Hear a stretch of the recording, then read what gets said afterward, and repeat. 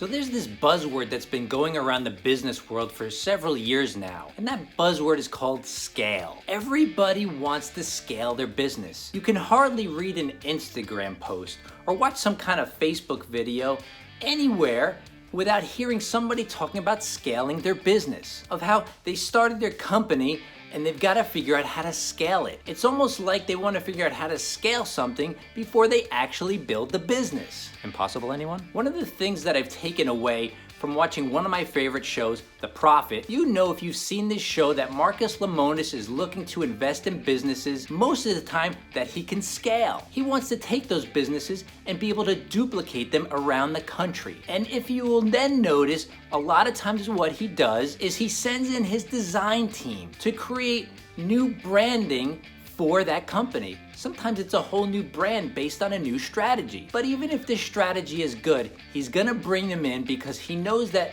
in order to have a strong brand that can scale, you've gotta have a logo that's effective. You've gotta have a look that's attractive. You've gotta have processes that are locked down. You need all these key elements so that what? So that you can scale the business. But what does that actually mean? When you're looking to scale your business, you have to have certain things in place. Look, if you're gonna duplicate a successful model, you've gotta first have the successful model. Then once that prototype is successful, you're gonna need to make sure that all those things I talked about are locked down so you can duplicate them elsewhere. Because you see, what scaling is looking to do is taking something that is duplicatable, a process that can be done by anybody, practically anywhere else, in a very predictable manner. It has to do it a very efficient way so that you're not spending gobs of dough to reinvent the wheel. So if you are even thinking about scaling a business, you've got to be at the same time thinking you've got to build a strong brand. So in the very beginning,